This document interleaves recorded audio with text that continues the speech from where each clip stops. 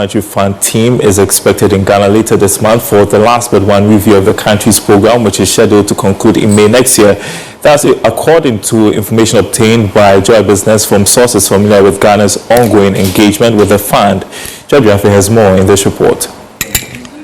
Would not be the last review. Hi precious people of Ghana, it's your Nigerian God pleasure bringing you political news in our channel, Ghanatube. In lines of what we've been bringing you all your way, every happenings in Ghana, from the president, the chief justice, and everything trending that you ought to know. Our channel is always committed to bring them your way. Please switch. Before the program ends, as there will be another one in April 2026, that will be the final review for Ghana before the program ends with the IMF in May 2026. A review that will take place later this month has been described by some as very important, as the IMF is now worried about whether Ghana will stick to the fiscal discipline post-program completion. The review will primarily focus on the economic data ending June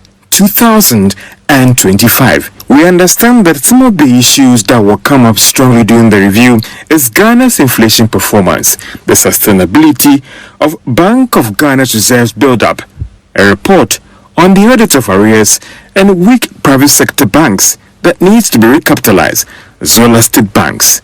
The rest will be how government is working to deal with the revenue shortfalls in the face of the cedi's appreciation against the US dollar, social spending shortfalls, as well as arrears build-up in other sectors. If Ghana passes this review, some $360 million should be disbursed to hit Bank of Ghana's account in October this year. Since Ghana signed up to the IMF program, it has so far received some $2.3 billion out of the $3 billion promised under this fund program. All right, we've got eyes on that story for you. Turning to another one we are following closely. After nearly 2 decades of false starts, Ghana's long dormant Black Volta and Sankofa gold projects are set for revival, this time under full Ghanaian ownership following a landmark acquisition by engineers and planners, EMP, one of West Africa's leading indigenous mining firms. Joy Biafra joins me in studio with more on this latest development. Good afternoon to you, Joy. Thank you so much for joining us with this. Let's start with the background, because there's been back and forth over this gold mine. I mean, when first the statement came from EMP, we're saying that, okay, hold on, let's wait for what Azuma is also going to say. So everybody was a little bit apprehensive because of what has happened. But just a quick background there, because in somewhere in July 2025, engineers and planners actually announced that they've actually secured a financing deal from ECOWAS Bank to fully take over the Azuma gold resources. Then we had some shareholders from Azuma also coming out to say that no, it's not true. It still works. It has not been finalized. So hold on. But it appears that based on the statement issued by engineers and planners today, and also another statement issued by Azuma Resources, it appears that this deal has been sealed. All right. So we're talking about the Black Volta and Sankofa project, and that's to give more specifics to our viewers in terms of what is in question, Dara. Okay. And so EMP today saying we've completed the process, we've acquired Black Volta and Sankofa projects. What more does the statement say? So basically, if you go to the statement, it says that it's more of a share ownership swap. So before they have to actually do the necessary payment, that deal has to be reached first. And as we speak right now, they have reached that deal to do that share swap between terms of the ownership of Azuma Resources. So Dal, if you go through that as well, it will give you more details on that particular deal in terms of what it entails. It's giving more details in terms of... Yeah, we'll pull up that slide in a bit, which will tell us more about the deal, right? So EMP in the statement today said that they've reached an acquisition to acquire all Azuma Resources shares, and also in terms of the location of the transfer deal. So it means that as we speak right now, they have a total ownership of Azuma Resources. They operate that Black Volta mine thing. Okay. So they are saying that they also require the necessary funding. And when that's where you talk about that $100 million deal from the ECOWAS Bank to actually kickstart the project. So it's not that they are now going out there to look for funding. The funding is in place and they're going to start work as soon as possible. And EMP is promising job creation for communities. That has been one of the major concerns for those in the area. Jobs in the Upper West region. And they're giving that commitment that, listen, we are focused on job creation. We're going to make sure those people there are going to benefit. And also want to talk about social investment. So it's not just about jobs for the immediate community, but also to develop the entire area. So that is a commitment they've actually sent out that they are going to do now that they've taken over these mines. I mean, we started with, being very cautious, waiting to hear what Azuma had to say about this, and they also issued a statement. Of course, they've also given that assurance that that deal indeed has been secured, and they are working to complete the entire process. So as far as they are concerned, this deal has indeed been sealed. There are no problems right now. So engineers and planners can go ahead and take over these mines. Anything more we're hearing from your sources about the way forward? I know you've been engaging people. I think that for when you look at the regulators' angle, they also have no objection. They've given that approval. But there are some industry players who are worried about, what does this mean for the entire mining industry? But don't forget that government has a policy where they're trying to push this local ownership thing. Mm-hmm. There are some foreign investors who also felt that could they also been given opportunity as well, and that has been the concern there. But if you engage some of the industry players, well, if that is the plan of government, then maybe let's go ahead with that one. All right, thank you so much for the update, George. More on this, we're joined by Executive Director of the Center for Environmental Management and Sustainable Energy, Benjamin Insia. He joins us on Zoom. Good afternoon to you. So how significant is this move for local ownership in Ghana's mining sector, and can it realistically shift the dominance away from foreign multinationals? Thank you very much, and good afternoon. I think the conclusion by the media needs to stop. The total claim that there has been certain transfers without approval from the Ministry of Lands and Natural Resources, I think is legally void until the minister comes to say that yes, we have accepted this particular acquisition. I think it's too early to jump into conclusion that there has been an acquisition, because if you look at the Minerals and Mining Act section 14 of it, it says that any acquisition or transfer of ownership or mineral rights within the space must be approved by the Ministry of Lands and Natural Resources, or the minister responsible for that particular area, and we have to hear from them. So we need to be careful how we jump into conclusion that the deal has gone through. The deal must go through certain regulatory requirements, and the Minister of Lands and Natural Resources, the final sayer of this whole hula bandu or whole cacophony around this particular deal. Now, with respect to your question, I think that it is incumbent on us to also, as a matter of national policy, reorient and involve local participation within the space. And I think that I must commend persons who initiate some of these arrangements to ensure that most of the mining firms are done by locals or local ownership of that particular sector. For example, gold has seen a lot of surges, almost about 50% surge between last 2 years and this year.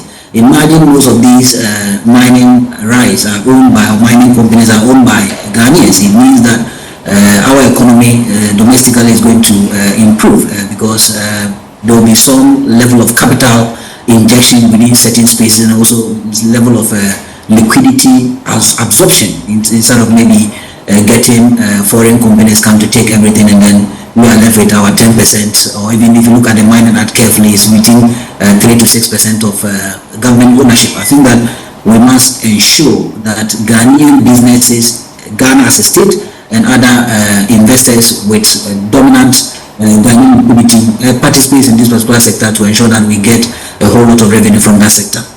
Yeah, just by way of update, I'm just being told from the back room that there's indeed been approval by the Lands and Natural Resources Ministry following your concerns about whether or not they have come out to publicly say, the acquisition has pulled through. Let's take a look at the financial and technical challenges that may be ahead as EMP seeks to revive the stalled project. Yes, I think that resources are key, both technical and then liquid resource, which is financial resources in the same. And that is why I was expecting the ministers to have communicated what you just told me earlier, because the law says that if there's going to be any acquisition or transfer, I think communication must be done 30 days after these companies have submitted their bid to the ministry, and not just to be told the same day that these companies have come out to tell us that there has been an acquisition. The minister also comes to say yes, we have endorsed it.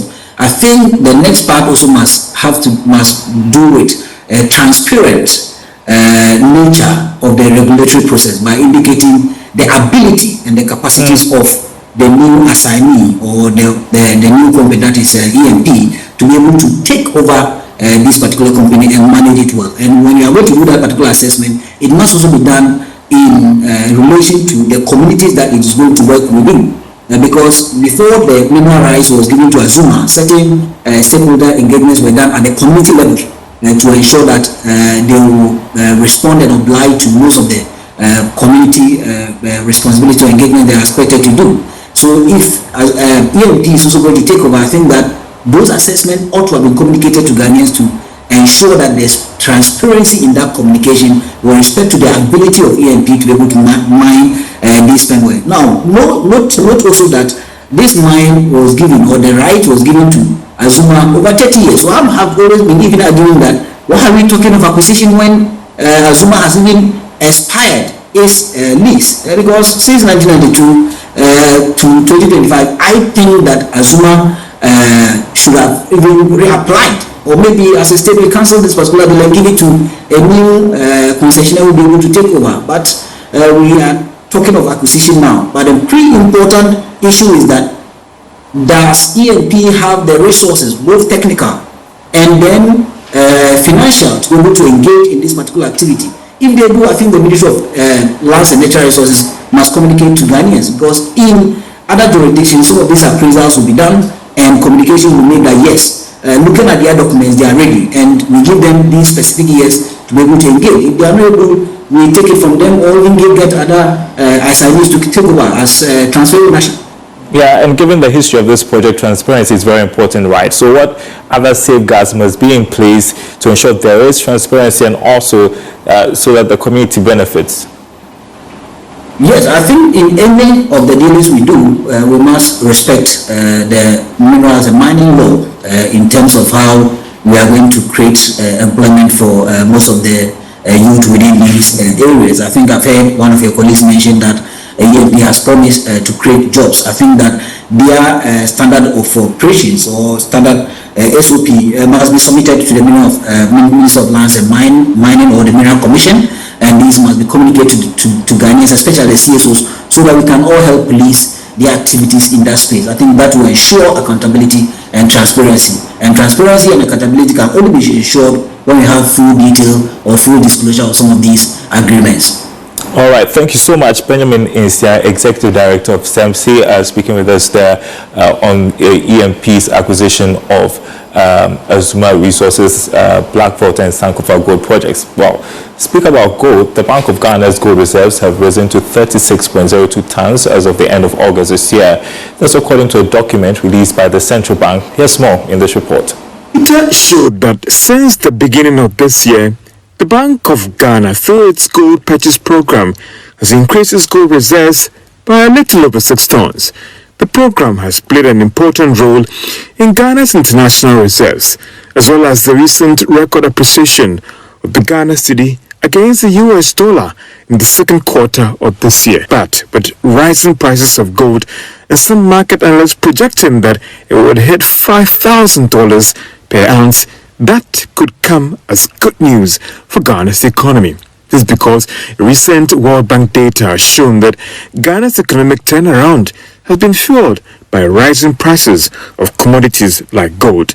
The Bank of Ghana Governor Dr. Johnson Isiama recently announced that they are looking at hedging a fraction of Ghana's gold reserves in terms of the prices that they are getting for the precious commodity. And you're watching The Marketplace. We're taking a short break. When we come back, we have your financial markets update. Please do it to like, comment, and follow. Put on notification bell so you get all our news one by one. Thanks, my people.